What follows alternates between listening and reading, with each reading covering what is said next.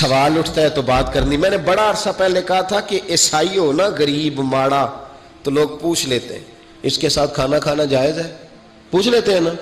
اگر ٹرمپ آ جائے تو جی وہ بھی عیسائی ہے کہ نہیں بولے. یہ جو آپ کے وہ آتے ہیں وزیر خارجہ وہاں سے, یا ان کا کوئی رکن پارلیمنٹ آتا ہے تو آپ کے وزیر اعظم وزیر خارجہ ان کے اعزاز میں ظہرانہ دیتے ہیں نا. تو ٹیبل پہ کھانا لگا ہوتا ہے, ادھر ہمارا بیٹھا ہوتا ہے ادھر ان کا بیٹھا ہوتا ہے, جائز ہے؟ پوچھا کسی نے مسئلہ کیوں؟ وہ تگڑا ہے اس لیے. پاکستان کا عیسائی ہو تو فتویٰ اور ہے, اور امریکہ کا ہو تو فتویٰ بولے صحیح کہہ رہا ہوں. امریکہ والے عیسائی ہیں کہ نہیں؟ سارے عیسائی ہیں. تو ٹرمپ آ کے بیٹھ جائے سعودی عرب کے بادشاہ کے سامنے, چلو کھلی بات کر لیتے, اس کے ساتھ کھانا پینا جائز ہو جاتا ہے. اور اگر عیسائی ماڑا ہو, پاکستان کا ہو, مزدوری کرتا ہو, پھر سارے لوگ پوچھتے ہیں نا مسئلہ کہ حضرت صاحب عیسائی سے کھانا جائز ہے. تو میں نے کہا بھائی ٹرمپ کے ساتھ بھی کھانا ناجائز ہے. ناجائز ہے کیونکہ اسے پاکی پلیدی کا نہیں پتا. جن چیزوں کو آپ ناپاکی سمجھتے ہیں ان کو خبر ہی نہیں کیا کرنا ہے. تو ہوتا یہ ہے کہ جب اب دیکھیں نا, کچھ عرصہ پہلے لاہور میں ایک بڑا جنازہ ہوا تھا. وہ لوگ جو کہتے ہیں نماز جنازہ کے بعد دعا نہ کرو حرام ہوتی ہے, یعنی پہلے تو کہتے تھے ولیوں سے نہ مانگو, اب کہتے ہیں اللہ سے بھی نہ مانگو. یعنی جنازے کے بعد دعا یعنی اللہ سے بھی نہ مانگو. تو پہلے عام آدمی کے لیے فتویٰ اور تھا, لیکن اگر سابقہ وزیر اعظم کی بیوی کا جنازہ ہو تو پھر فتویٰ پھر کیسے جائز ہو گئی؟ اب دعا جائز ہے؟ یہ ظلم ہے, یہ امت کے ساتھ یہ زیادتی ہے. ابو داؤد کی حدیث ہے, رسول پاک علیہ السلام نے فرمایا جب تم جنازہ پڑھ لو تو فخلصوا لہ الدعاء, پھر مرنے والے کے لیے مخلص ہو کے دعا مانگو. مانگنی چاہیے نا. لوگ افتراق پیدا کرتے ہیں, فرق نہ, یہ درست نہیں ہے. امت کے اندر یہ آپ نے بات یاد رکھنی ہے, ہمیشہ سے اولیاء کے آراس کا سلسلہ ہے, عرس منائے جاتے ہیں, ان پر ختمات شریف ہوتے ہیں. اب ختم شریف کے حوالے سے سن لیں, رسول کریم علیہ السلام نے ہمیں ایک دعا بتائی ہے کھانا کھانے. کہتے ہیں آگے کھانا رکھ کے قرآن شریف نہیں پڑھنا چاہیے, کھانا آگے رکھ کے آپ بسم اللہ شریف پڑھتے ہیں؟ پڑھے ذرا, پڑھتے ہیں نا ماشاءاللہ. یہ قرآن پاک ہے کہ نہیں؟ تو روٹی جائز ہوئی کہ ناجائز ہو گئی؟ برکت والی ہو گئی. بلکہ حضور نے فرمایا جو بسم اللہ نہ پڑھے اس کے ساتھ تو شیطان شریک ہو جاتا ہے. تو ہم تو بھائی ہر روٹی ختم پڑھ کے کھاتے ہیں, ایک آئے تو ہم ہر کھانے سے پہلے پڑھتے ہیں. تو آپ اس بات سے منع کر رہے ہیں, کہتے چلے جی آپ پڑھ لیں, آیتیں پڑھ لیں, پھر دعا نہ مانگے.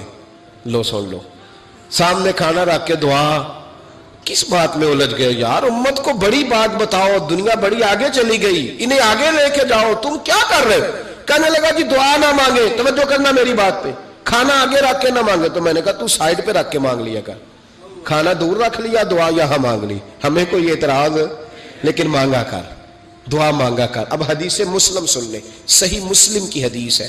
رسول کریم علیہ السلام کے صحابہ تبوک سے واپس آ رہے تھے, اور وہ سینکڑوں میں نہیں ہزاروں میں تھے. کھانا ختم ہو گیا, پانی بھی ختم ہو گیا. صحابہ کرام نے مشورہ کیا اب اس طرح کرتے ہیں, ایک ایک اونٹ ذبح کرتے, ذبح کر کے اونٹ پکانا شروع کرتے. ختم شریف کی بات عرض کر رہا ہوں کیونکہ اب ختم ہو گیا. سارے جمع ہو کے حضرت عمر کے پاس گئے, کہنے لگے حضور اس طرح کریں, ہم ایک ایک اونٹ اب ذبح کریں گے اور اسے کھائیں گے. حضرت عمر فرمانے لگے اونٹ ذبح کر لو گے تو سواری کس پہ کرو گے؟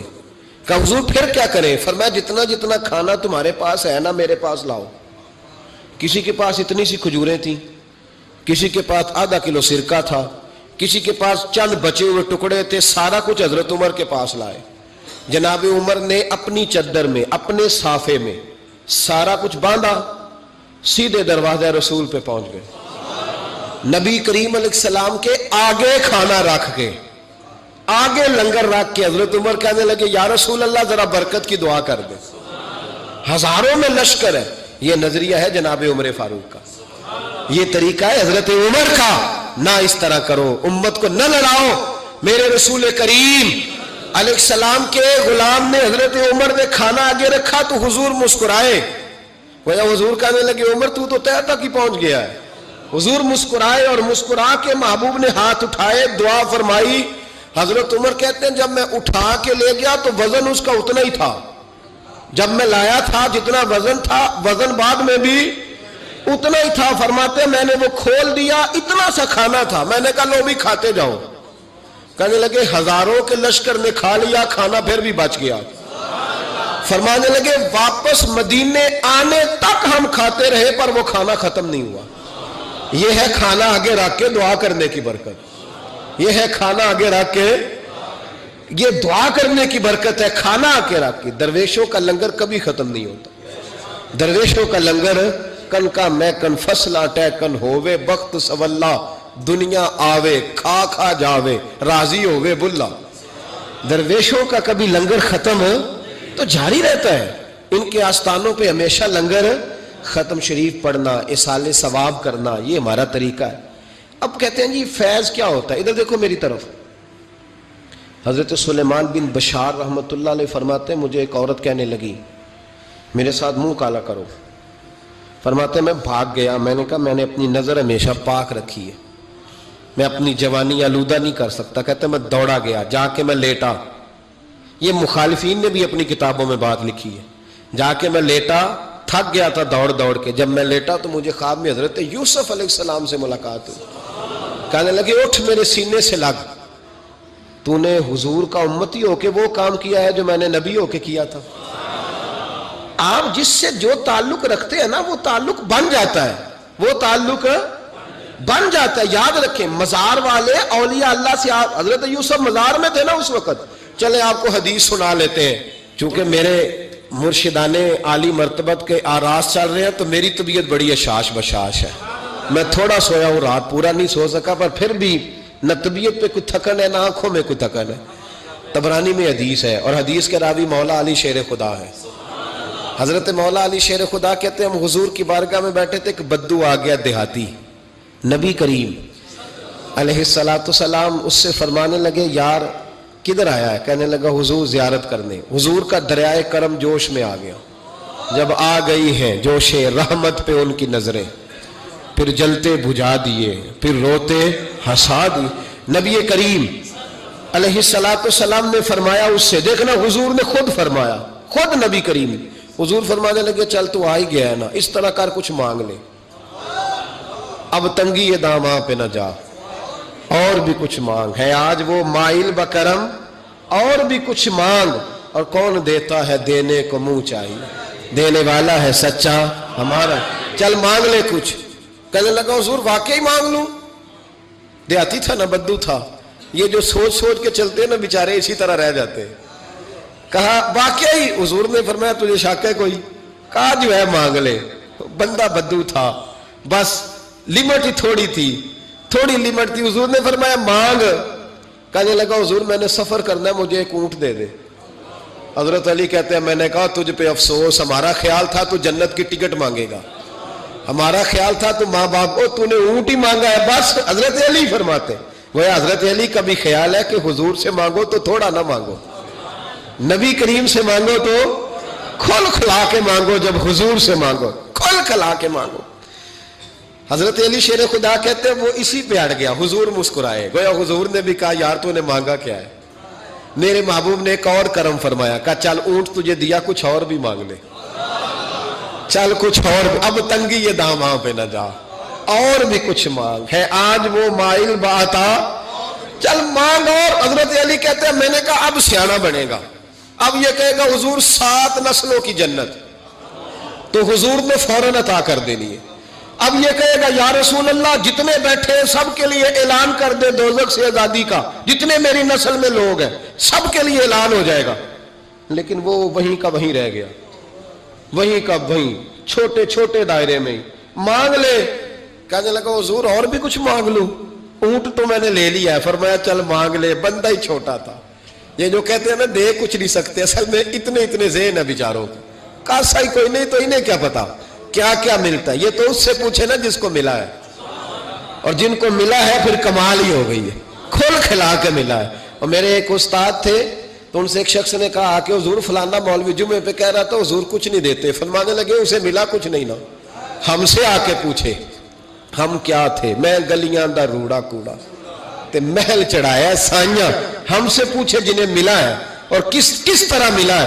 نبی کریم نے فرمایا اور مانگ لے، کہنے لگا واقعہ ہی دیں گے؟ فرمایا ہاں دیں گے۔ کہنے لگا جی اونٹ دے دیا تو پھر سارے سفر کا کرایہ بھی دے دے، خرچہ بھی دے دے، پیسے بھی دے دے۔ حضرت علی کہتے ہیں میں نے کہا اوہو کچھ نہیں پئی، اس کی حیثیت ہی نہیں، کدھر چلا گیا؟ اب حضور نے خود یہاں محبوب کریم نے روک کے ارشاد فرمایا، حضور مسکرائے، فرمایا جا تجھے آنے جانے کا خرچہ بھی دیا۔ اب ذرا لفظ سننا، حدیث طبرانی ہے، محبوب فرمانے لگے تجھ سے تو حضرت موسیٰ کے دور کی وہ بوڑھی اچھی ہے۔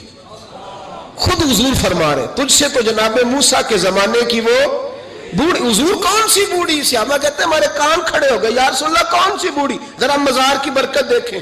نبی کریم علیہ السلام فرمانے لگے، اللہ کریم نے حضرت موسیٰ جب ہجرت کرنے لگے تو فرمایا موسیٰ جب جاؤ نا تو سمندر کے قریب یا سمندر کے اندر یا سمندر کے کنارے، مختلف لفظ ہیں روایتوں میں، حضرت موسیٰ کا تابوت، حضرت یوسف کا تابوت بھی دفن ہے، تو وہ تابوت بھی ساتھ لے جانا۔ یہ تو اللہ نے بتا دیا پر یہ نہیں بتایا دفن کہاں ہے۔ حضرت موسیٰ ڈھونڈتے رہے تو ڈھونڈنے کے بعد عرض کی مولا یہ بھی بتا دیں وہ کہاں ہے؟ فرمایا نہیں، وہ آپ نے خود ہی ڈھونڈنا ہے۔ حضرت موسیٰ ڈھونڈ رہے ہیں کیا؟ مزار۔ کیا ڈھونڈ رہے ہیں؟ کس کا؟ حضرت، ہاں الحمدللہ یہ سنت اللہ نے ہمیں دی ہے۔ ہم جا کے پوچھتے ہیں بتاؤ حضرت خواجہ نور محمد مہاروی کا مزار کدھر ہے؟ ہم سائی وال کھڑا ہو کے پوچھتے ہیں کہ پاک پتن شریف جانا ہے، رستہ کون سا جاتا ہے؟ یہ نبیوں کی سنت اللہ نے ہمیں دی ہے، ہم یہ کام کرتے ہیں۔ حضرت موسیٰ ڈھونڈ رہے ہیں اور ڈھونڈتے ڈھونڈتے فرمایا مل نہیں رہا تھا، لوگوں سے پوچھا بھی کہاں ہے، اور یہ بھی اللہ کی حکمت ہے، واللہ اللہ تو اپنے نبیوں کے سامنے سارے پردے کھول دیتا ہے، یہ بھی حکمت ہے۔ کہاں ہے مزار؟ لوگوں نے کہا حضور ایک بوڑھی اماں ہے، بڑی بوڑھی، اس کو پتہ ہے۔ فرمایا بلاؤ، اماں کو بلایا، کہا زیادہ بوڑھی ہے، تو حضرت موسیٰ کہنے لگے چلو خود چلتے ہیں اس کے پاس۔ حضرت موسیٰ خود آئے، کس کام؟ اللہ آپ کا بھلا کرے، اللہ کرے آپ کو یاد رہ جائے یہ باتیں، مزار شریف کا پتہ کرنے آئے۔ آ کے اماں سے کہا اماں حضرت یوسف کے مزار کا پتہ؟ کہنے لگی بالکل پتہ ہے۔ کہا پھر کہاں ہے؟ کہنے لگی ایسے ہی مفت میں ہی بتا دوں، مزار کا پتہ بتانے میں پیسے لگتے ہیں، کوئی مفت نہیں بتایا جاتا، ولی کے مزار پہ جانا کوئی معمولی بات ہے، ایسے ہی بتا دوں۔ حضرت موسیٰ کہنے لگی اماں میں نے تابوت نکال کے ساتھ لے جانا ہے، بتاؤ۔ اماں کہنے لگی یہ حضور فرما رہے ہیں، یہ طبرانی ہے، نبی کریم علیہ السلام نے فرمایا بتاؤ۔ حضرت موسیٰ کہنے لگے بتاؤ، کہنے لگی پیسے لگتے ہیں پھر بتاؤں گی۔ کہا کیا لیتی ہو؟ تو اماں کی سوچ، حضور کہنے لگے تجھ سے تو اس اماں کی سوچ ہی بڑی ہے، اماں کی سوچ دیکھیں۔ اماں کہنے لگی موسیٰ اگر حضرت یوسف کے مزار کا پتہ بتاؤں گی اس شرط پر کہ جنت میں مجھے وہ والا مکان چاہیے جس کے پڑوسی حضرت موسیٰ علیہ السلام ہو۔